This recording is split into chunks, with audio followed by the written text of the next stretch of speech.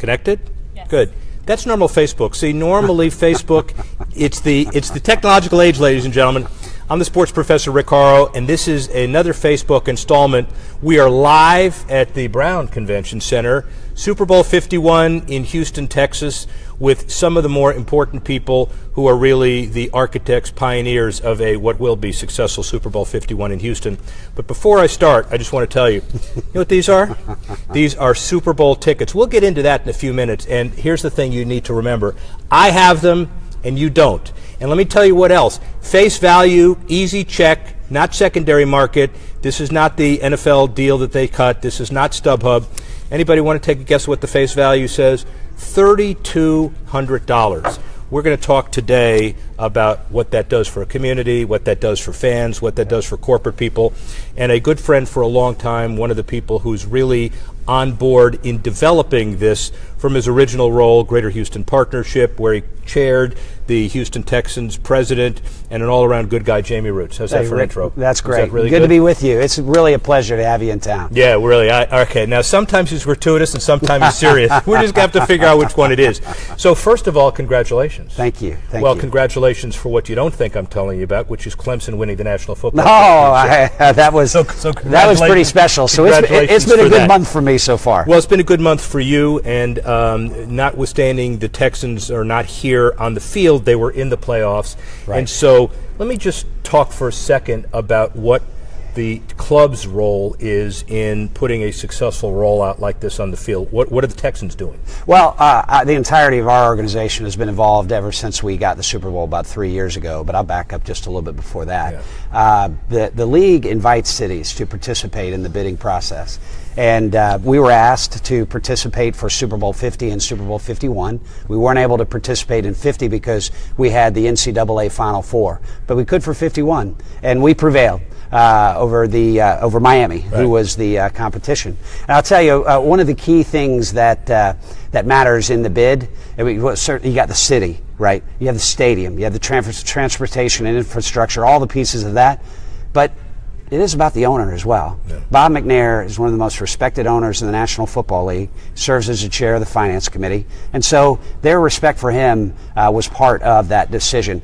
After that point, I've served as the deputy chairman of the Super Bowl host committee, and our staff has been integrally involved in helping to make it happen, working with the host committee, being the bridge with the National Football League, and it's really made for a pretty spectacular Super Bowl production so far. Common misconception that we will clear up yet again as an extension of our Facebook that we did in LA at the NHL All-Star Game, where we asked the same question to AEG about what's in it for the Kings. Yeah. Basically, what's in it for the Texans? You don't make money off it, but there are certainly significant attaboy community benefits. Well, it's a lot of work, right? Yeah. And so you wouldn't do it unless there was some kind of purpose within your organization that you were fulfilling. We talk about three things: win championships, create memorable experiences, and do great things for Houston. And the Super Bowl brings $350 million in economic impact, 140,000 out-of-town visitors, and they're not just the run-of-the-mill type visitor to the community. Yeah. These are the opinion leaders of the world. It served as the ultimate deadline for us to complete projects that we needed to for a long time to make sure that Houston would shine like never before, and 3.5 billion media impressions. If we don't step up, bid for the Super Bowl, and then work with the host committee to make it great, Houston doesn't realize those benefits. So a strong Houston is great for the Houston Texans. Let's talk about the economic impact, because there are a number of cynics, and I was working in that space for a while, but everybody jousts for that last paragraph in the Wall Street Journal that talks about economic impact, and they talk about how it doesn't exist because money is fungible. If you spend it on movies, you spend it here.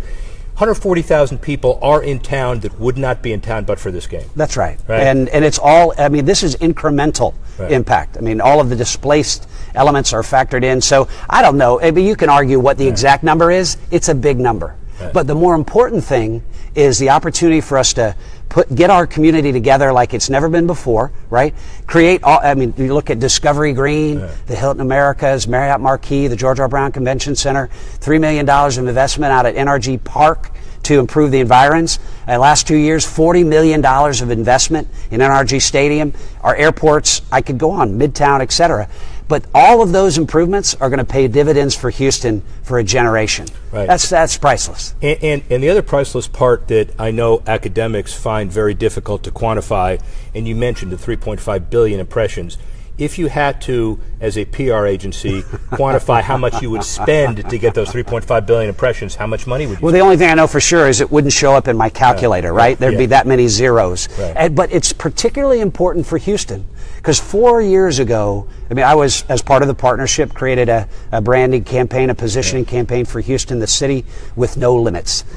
Houston's the most diverse city in America. Diverse in terms of the people, the culture, the arts and entertainment, etc. Houston is a fun and affordable city, and all of these fun things are available to everyone. If you want to do it, you can find it in Houston. And number 3, Houston has this can-do spirit. Yeah. If you can dream it, you can do it in Houston. So these last 4 years, as part of this Super Bowl run-up, we have been putting in place everything that would demonstrate that brand. And so I'd see, really, Super Bowl is a crescendo of that repositioning. Houston is the next great global city. And Super Bowl 51 weekend will be remembered as the point in time when we took our seat at the table of great global cities. And by the way, just a little editorialization here. We've known Jamie for a long time from his history with the Columbus Crew and otherwise. And if you, and NBA in Indiana, et cetera, if you would have heard him say, crescendo of repositioning years ago, would be like, what does that mean? But he's intense, he's passionate, and he's really into this, and you're proud of this, aren't you? We are. All of us are very proud of our city. And I haven't even mentioned what's the secret sauce of Houston. Yeah. It's the people. Yeah. You know, the word Texas in Spanish is Tejas. It comes from an Indian word meaning friendship. So from the founding of Texas, the founding of Houston, building friendships is what we're all about. And I know people coming in from across the globe, they're experiencing that one by one in the interactions that they have with people. Our hope is people go back and tell their friends about what a great community this is. I hope the images that are beamed out from Houston, like this one, is showing this the beauty of this city. We are the next great global city, and we're taking our place. Why is there, well, controversy? Because people want controversy, but I know there's an annual discussion about sales tax forgiveness and what it means and why do you do it. Well, part of the answer obviously is you wouldn't be here but for. Sure. But there is a negotiated NFL bid process, right, and you participate in that. Yeah, that's right. And it is the most competitive beauty pageant among cities that there is. Right. The biggest annual sporting event on the planet. Everyone wants it. And the league knows that. So you have to either step up and provide the support and infrastructure and accommodations that are required, or you don't get the game. And for us, again, for Houston, and for any city, it's great. But for Houston, this is our chance to reshape perceptions. The perceptions of Houston that have existed are from 1980, 1985. You remember the urban cowboy, right? John Travolta. Yeah. People think Houston is still like that. Yeah. We're not like that. We have a diverse economy. We're the most diverse city in America. We have world-class amenities. We're the culinary capital of the South. And so there's a Smash Mouth song. You remember the band Smash Mouth, right? Yeah, I'm not that old. Well, All Star is the name of the song. And there's a line in there that says, only shooting stars break the mold. In order to reshape perception, we had to have a seminal event like Super Bowl. And I want to tell you, Rick Campo, who you'll talk to in a few minutes, has done the best job of leading this type of effort that has ever been done. And we could not have had that repositioning without his leadership. Before we talk to Rick and before we finalize some of the issues about where the Greater Houston Partnership is and host committee, sing that line. Which line? Oh, sing it. Only shooting stars break the mold. I'm not a singer. Yeah, I am an administrator. Clearly, you're not a singer. That was great. We're going to rack that up, ladies and gentlemen. You're going to see that 4 million times. That was pretty good. Final question about very good. Final question about the balance sheet. The Texans. Do you do a kind of an incremental analysis of the amount of extra staff work it's going to take and how you deal with your suite holders who are a little upset because they don't get their normal? I mean, there are a lot of things that are on the table that you trade off for community benefits, and you're not whining. I'm just asking you the question. No, we don't run those numbers because at the end of the day, there's a guy named Viktor Frankl who wrote a book, Man's Search for Meaning. Okay, and he was a concentration camp survivor. And he talked about, it was really a book about the power of purpose. He said, the man that has a what to live for can endure almost any how. So that notion of win championships, create memorable experiences, and do great things for Houston. As an organization, we don't add all that stuff up. Yeah. That's what we're going after. Super Bowl was a chance to do something very special for Houston. Nobody but us could do it. And so whatever the price is, doesn't matter anymore. It's because this is who we are. We want to make Houston great. Houston partnership issues, you've been involved in that and will continue to be involved in that. Right. Is this an institutionalized group of civic leaders who started with the Final Four, here, Super Bowl, other sporting activities, but also see how it fits in the overall urban fabric of a community? Well, I will tell you that the Great Eastern Partnership has had a role in all of those things. Tony Chase, who is a board member with me at the Greater Houston Partnership, a former chair, was the chairman of our local organizing committee for the Final Four. And I can't say that all of this was intentional. We knew the Super Bowl was out there. We knew we wanted to have this repositioning of Houston, so it was an intentional effort. The great thing about Houston is there's no I, me, mine, yours. We're all in it for Houston. We leverage the power of teamwork. This weekend we will present the Super Bowl trophy, and you know whose name is on that, right? Yeah. Vince Lombardi. Vince Lombardi said, individual commitment to a collective purpose. That's what makes a team work. That's what makes an organization work. That's what makes society work. And that's what makes civilization work. Let me tell you, that's what makes Houston work. We all saw this as this incredible opportunity, and everybody aligned against NCAA Final Four. Then we hosted Copa America. We hosted the Advocare Texas kickoff with the University of Houston in Oklahoma. Sold out. Sold out. Was the biggest game on the biggest opening college football weekend in history. And then we ended with the Advocare V100 Texas Bowl with Texas A&M and Kansas State, another marquee crowd. So all year long we've had these opportunities to show off Houston, but none more important than the Super Bowl.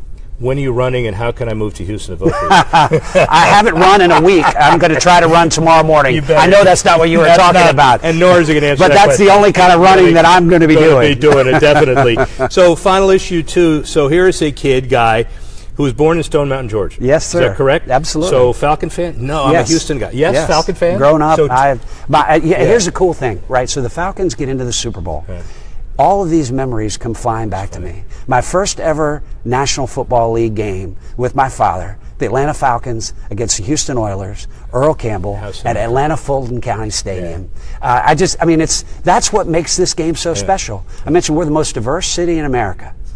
And nothing brings us together like the game of football. And now for future NFL and Super Bowls, you get to go, we get to go, everybody gets to go to Minnesota, then Mercedes-Benz in Atlanta, which is going to be beautiful. Absolutely. And then the whole LA situation where, if the Raiders don't work, there'll be 9 teams there. Yeah. Well, and I hope for each of those trips, there are 53 gentlemen in deep steel blue, Liberty white, and battle red of the Houston Texans coming with me. Well, there is Jamie Roots. So Jamie Roots is we know he's a soccer aficionado, national champion soccer player, Clemson. Twice. Twice. Well, just have to clarify. I want to get the record right. National champion, it is. National champion, Clemson, twice. Indiana MBA, Atlanta guy. But he also sings, he administers. I don't know what you don't do. I run. You, pal. You Rick, run. good to be with you. Thanks very much. That was awesome. Next victim is probably the guy who, not probably, works hand in hand with you, Jamie. Absolutely. Really. Let me tell you, Rick is one of the great leaders of our community. And one of the great parts of the Super Bowl experience is Discovery Green and Super Bowl Live. Rick not only had the key role in Super Bowl Live, but all of these great buildings that have made it so special. So he's a good friend. We will continue with this Love Fest right now, Act 2. Brother. And it should be. You got all my lines. Hey man, I will see you tomorrow. I'll see you Sunday. Yes, sir. Thank you, my friend. The beauty of Facebook Live is that we can be informal and describe what this is really about. I don't know what to say. He took all my lines. No, we're going to do it from your perspective too, because he is a Jamie Roots is a sports marketing and management guy from Clemson. But Rick Campo, by the way, the CEO of Camden Properties Trust for 14 years, and unless I got it wrong. It's more like 30. But what's the 14? Oh, that's probably with a name change, and so. But you've been in the real estate business for 30 years. Absolutely. Even more. Well, 40 actually, but 40, yeah. 40. And by the way, just as we continue this, we're in case you wanted to know why we were kind of kicked out of other places, we did this on purpose. This is the ballroom where Commissioner Goodell held his press conference on Wednesday. We're panning, and this is where a lot of the NFL stuff. You may not care about Roger Goodell, but you care about Lady Gaga, and she was here a few minutes ago. I wanted to see if I was on the floor, see if I could pick up anything that she might have dropped, but that didn't work. That didn't work here. No. So Rick, give us some perspective. You have been a successful businessman, real estate developer, maven in this community for a number of years, Greater Houston Partnership. Why did you spend so much time running this organization? Well, because I think, as Jamie said, it's just one of the most incredible events on earth, right? It's the biggest sporting event on the planet, and it gives us the opportunity to create this platform to do a number of things. Jamie talked about the economic development aspect of it, so I won't go there, but here's where I'll go. So one of the most important things for me with the Super Bowl and this platform is bringing the community together. When you think about sports, and the reason I think people love sports so much is that you don't know what's going to happen. Yeah. It's that spontaneity, it's that energy that is created with sports, right? Whether your team wins or loses, you're either elated or, oh my God, my team lost, right?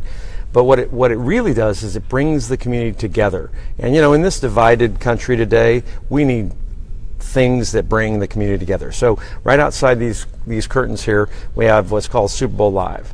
Super Bowl Live is a fan fest, a family fan fest, free to the public. And the Super Bowl host committee put that on in conjunction with the NFL. We co-produced the event together. And as of last night, we had over 500,000 people that came down to Super Bowl Live. Now, when you think about 500,000 people of just different different walks of lives, from CEOs to Uber drivers, and they talk about the Super Bowl, and they're all together having a great time. So to me, it's the bringing the community together that is really the most important part, and then the economic stuff is important as well. But to me, that's the really cool part. Jamie talked about memorable experiences, what the Texans are about. And that's what I'm about too. I want to create memorable experiences and peak experiences for people, because in life, what do we have besides hanging out and having fun, right? We're going to work, play, and live, right? So have fun. How do you quantify that in a business environment other than being, I'm a very successful businessman, and here's my anecdotal evidence. When you talk to mayors about public-private partnerships, it's the easiest to understand and the hardest to quantify. Quality of life, industry relocation, and the like. How do you put a box around it and explain it to people? Well, you can explain it financially, like business people do. And when you go outside and you see the George R. Brown, and you see the art pieces that are in the George R. Brown, you see the Marriott Marquis Hotel, you see the Partnership Tower, all that is about $500 million of investment that we did. Jamie was a part of that. I was the chairman of the entity that financed that and did all that. And that's all private-public partnerships. And we created a return on investment model and showed the politicians that it made sense and it made money. And then what it did is it created an opportunity for quality of life. When we walk by, for example, a piece of art that cost $1 million, right? Yeah. The public doesn't look at it and go, that cost $1 million. I wonder why they spent money like that. What they do is they walk by that piece of art and they go, wow, that's incredible. Yeah. And then they take a selfie and then they send it off to their friends and family and say, look, I'm here having fun, you ought to come. Yeah. And so to me, so what you're able to do is everything has to be viable financially. If you don't have money, there is no mission. Yeah. I mean, so everything has to be funded. It has to be funded in a rational, reasonable way. And then what happens is the value proposition becomes people have fun, people are enjoying it, and they don't know why. Yeah. And it's because someone thought about it, somebody worked on it, somebody figured out how to finance it, somebody figured out why it made sense to do it, got everybody involved in the community to agree with it. Maybe not all. No. I mean, we do have our recalcitrant folks, yeah. But what happens then at the end of the day is you create this environment that's called quality of life. And when you think about cities, we compete for intellectual capital, people, bodies, people that fill jobs, doctors to help people, heal. We compete with every other city in the world for that talent. And if we don't have a quality of life and making investments in a quality of life, we can't compete for that talent. So that's why it's really important to do. Really important, and a great segue into the financial rationality of all this, because a lot of people take apples, papayas, grapefruits, and they don't do the appropriate comparison. Host committee, independent budget, raises its own money. How long have you been doing it? What's the structure look like? Just give us some of the financial Sure, details. I'll give you, the host committee is like a startup business, and almost like a political campaign, right? Yeah. So what happens is you start out with no money, and we actually started out, we had $18,000 in the bank when we started the bid process. And the bid cost $500,000 to complete. We had a lot of volunteers to do it, so we were basically negative $500,000 when we started in May of 2013. We got the bid. Then we built a business plan around what we needed to fund, how we were going to fund it. We started recruiting people to help us do that. We started finance. One of the big things to start with was fundraising. Yeah. So we had 19 local companies that put in big bucks to fund this, and we did that in 2014 when the price of oil was real high. So important to get your money first. With no money there is no mission. Yeah. Right. And so the host committee has a budget of our official budget right now is $64 million, and we raised that from private funds and people who believe fundamentally that their investment in the community is important, and that's so we have now a big budget. We have 40 full-time employees, about half a dozen contractors, or maybe actually 2 dozen contractors. So it's 3.5 years since the bid. Right. Institutionalized after the bid. Does Absolutely. It go away? Does it sunset? What's the? It does. What happens is we spend our money. The event is culminated obviously on Sunday. It's not over Sunday because we need to make sure everybody has a great time leaving. And you get in fine, you got to leave fine, right? Have a good time in the middle. And so once that happens, then we have to add it all up and pay the bills. And once we do that, it probably takes a month or two, and then our staff goes on to other activities. But there's only been a few people in the world who have ever run Super Bowls, so our staff are very, very, very marketable for other jobs, and we're going to help them get jobs. And this is one of those kind of peak experiences. I got to work on the Super Bowl, right? And you have a great volunteer staff. Vargo Williams, thank you for being our executive producer. It's a Visit Houston. Don't know who's going to do some of the stuff we're doing, and she kind of rushed to the aid. Awesome. And that's like everybody else here that works with you. There's a spirit here. There is a spirit here, and when we were doing one of our NFL production meetings, NFL people and contractors that have been working on it for 25 years, they encapsulated the Houston spirit in 3 words, and that is, we got this. And you know what? We got this. This is going to be the greatest Super Bowl ever, and we're from Houston, and we love it. So, legacy. Tell me, kind of finally, you wake up Monday morning, got everybody out of here, so it's Tuesday morning. Okay. And you look back and you say, I am so proud of what we did here because over 1 million people came to Super Bowl Live, and people got along.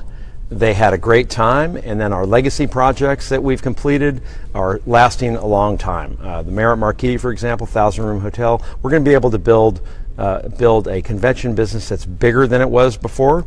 With all this new improvements, they stay after the Super Bowl, and it creates jobs long term for the community, and the promotional aspects are just going to be huge. So that's what I'll say for sure. Well, and it's in good hands. Thank you very much. Thank you. My friend. It almost doesn't really matter. If I ask you for a prediction, are you too political? Or are you going to? Oh no, I absolutely. Atlanta, 27-21. Wow.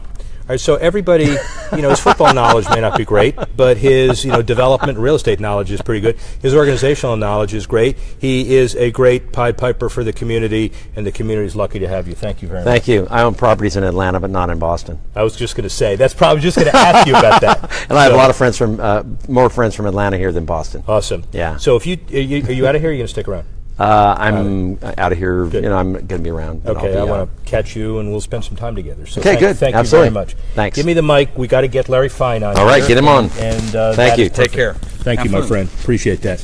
Bye-bye. So, every community has a public-private partnership where they work directly with the team as well as the host committee. Well, probably none better than what we've seen in Houston. And what they'll do is do best practices that will then be passed on from community to community, what they've learned before and what they learn after.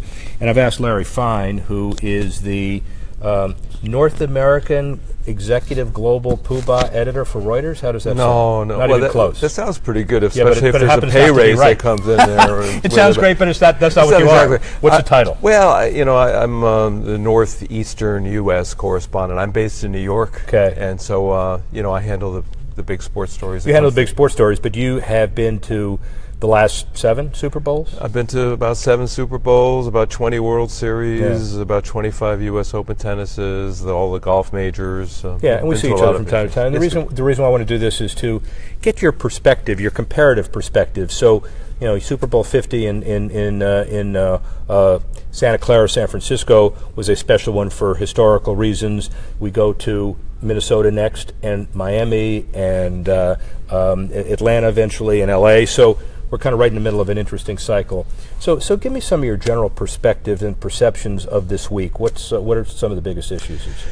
Well, here we're right in the middle of downtown. Everything is kind of coordinated. It's been made easy, as far as that goes. The hospitality has been super gracious, feeding us and giving us stuff to drink. Very nice. That's, by the way, you do notice that's the first thing a media guy talks about. It's very big to the media. Yeah, it's a very big concern. We're on a per diem, Rick. You know what I mean? And so we like to get these free meals when we can. Yes. But anyway, so the hospitality's been really good, and everything's been convenient, and so it's worked smoothly so far. Business side, security side. This is after a whole lot of international turbulence, to be sure, and some terrorist issues. Do we feel safe? Yep. Very safe, very secure, smooth, no complaints there. It's been very good. Fence around a downtown area bigger than I've seen. What's your thought on that? Yeah, well, that's a little bit bizarre. That's a little odd. They've, in order to centralize everything the way they've done, and they've succeeded in it, they've basically cut out about, I don't know how many square blocks there are. I mean, 3 or 4 square blocks of downtown, which are big blocks, and they've devoted it to these various fan fest things, and bandstand and concessions and all sorts of like a carnival going on in the middle of downtown. So it makes getting around a little bit tricky, a little hard. Yeah. But I think that they've drawn a lot of people to it, as I heard Rick say. So I guess that's been good. Is this, in your mind, and we'll talk to Peter O'Reilly eventually, who runs the Super Bowl for the NFL, is this an over-the-top glorified TV show? Is this a B2B corporate experience? Or is this kind of a once-in-a-lifetime bucket list thing for fans? Well, I mean, there's no denying the hoopla and the crowds that are drawn into a Super Bowl. I mean, it is a big deal event. There's no question. But I do feel that the NFL, has been sort of packaging things more with an eye towards viewership and TV and exposure that way. And I think they've been giving some of the events a little bit of short shrift in order to package them and put them all together in a tight space. The honors situation on Saturday is shared with the Hall of Famers. Yeah. So I mean, you have the Hall of Famers just brought out on stage, and they're available to us to interview at the same time as the Offensive Rookie of the Year and the Defensive Rookie of the Year are being trotted in front of us, and it's a bit of a 3-ring circus instead of giving each its due. And then the same thing with media. The media day used to be earlier in the day, so that we could work on stories from all that material that we get, which is a wonderful opportunity we get. But now it's been packaged into Super Bowl opening night, and it's a big special. And Roger Goodell moved his press conference this year to Wednesday. Is there any conspiracy about doing it in front of less media than if it would have been Friday? That's a good point. That's a good point. Well, there may be, but it's a funny thing about that one is that they so carefully vet the State of the League address that Mr. Goodell, Commissioner Goodell, does, that it's not available to the media for, 5 hours afterwards, because they're just very careful, and so it is what it is. It's a very they try to avoid any kind of controversy. They try not to. It is what it is, ladies and gentlemen. A senior writer's assessment, and that's not the most eloquent thing you'll ever hear, but that's Larry's perspective on it. So the kind of the bottom line of all this. What generally you've been writing about this week? Well, another one of the questions that the commissioner artfully dodged, the deflate gate and the personal kind of revenge motif with Tom Brady has been one of the issues. Tom Brady actually has been many-faceted because he's going through personal situations, the health of his mother apparently, and so it's been an emotional week for him. And that's not usually the case for the button-down Patriots, you know. And then you've got the upstart Falcons flying high this season, and Matt Ryan having an MVP year, and they could be a serious team going forward. So, from the competitive side, it looks like it's going to be a very strong Super Bowl. Yeah. Prediction? I kind of like the Patriots in a tight game only because it just means a lot to them. Even though they've been to so many, this is the 7th together for Belichick and Brady. They're far from jaded, though. They take each one of these as an absolutely fresh experience, and they want to win. Score? Ooh, it should be fairly high scoring. I would say something like about a 27-23, or could even be, add 5 points to that, it could be into the low 30s. So, ladies and gentlemen, if you're silly enough to adjust your over and under based on Larry Fine, he said 50 points, or maybe 55, or maybe somewhere in the middle. Yeah, that's about it, Rick. That's about where I'd put it. Yeah, that's what I thought. So, first of all, as we all understand, thank you, Larry, for all this. Nobody really cares what a sports writer predicts. Nobody really cares what a generalist predicts. But I appreciate your time, and I'm gonna give you my 2 50-yard Super Bowl tickets. How's that? No, not even close. On behalf of the Academy, no. Well, that's pretty good. That's pretty good. Well, what's Las Vegas saying, actually? 3.5. So, and we'll see. I mean, it could be a close game. No, nobody knows. But the beauty of this is, as Larry said, this is the ultimate reality television show, and we'll see where it goes. And they have an awful lot of it on the TV on Sunday, right? That's another, what is it, a 4.5 hour? And when one of the issues we'll talk about maybe next year is when you're at the game, you get an experience that is a bucket list experience, but you don't get to watch the commercials. And that's because of the advertising pre-commitments at NRG Stadium relative to the league, relative to the team. And so, ladies and gentlemen, from my perspective, I've been to 22 straight. I'm not sure that's a good thing or not, and I've not seen one commercial, not one commercial. I'm going to have to rely on your stuff on the commercials. All right. Thank you, my friend. Okay, Rick. Really appreciate it. Always a pleasure. Cool. Give me my microphone back. All right. How do I get it? Oh, I can get it off for you. Okay. So let's take. Do we have enough time? Are we good? Okay. Again, Vargo Williams, our executive producer. Thank you, Larry. Thank you. Appreciate that. We're just going to walk for a minute, and we're going to show you a view that you really don't see normally, which is the Media Center. There we go. No problem. Media Center, Radio Row. So this is the Brown Convention Center, the ballroom that Vargo has panned to before. Is the location where Roger Goodell has his press conference.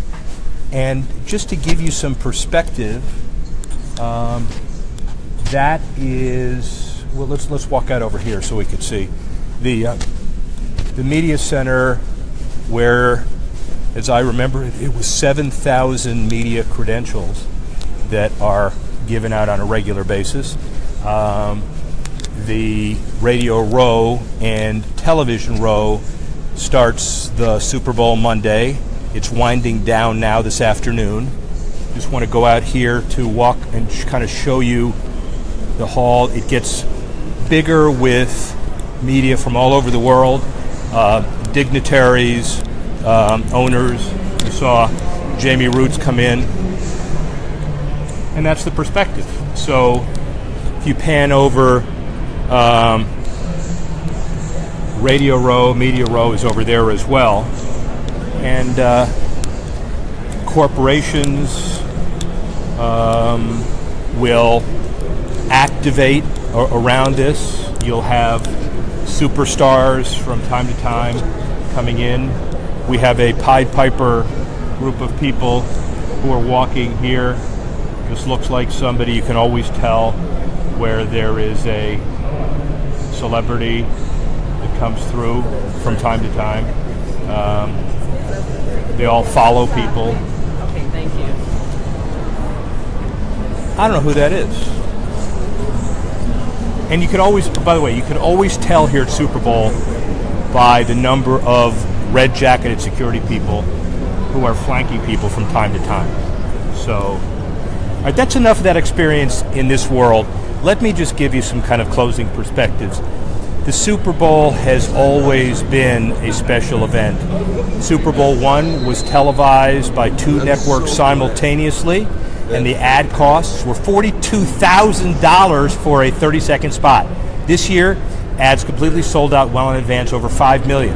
We're going to have over 150 million people watch, but we don't know how they're going to watch, because they're going to watch on televisions, they're going to watch on mobile devices, and they're going to watch on iPads, etc., and they're going to be streaming. And one of the things we're going to find long term is this will embark on or begin a trend for a new measurement on how Super Bowls get viewed and watched and how other sporting events do. We've had it on our podcast, Keeping Score, and we're going to talk about that a little more. For the city of Houston, you've heard Rick Campo and Jamie Roots, $500 million, 3.5 billion impressions, 20,000 hotel rooms. You can't buy that publicity. For the NFL, on to Minnesota, on to Atlanta, on to Miami, and on to Los Angeles. And the Super Bowl is a very important component of stadium financing and public-private partnerships. Why?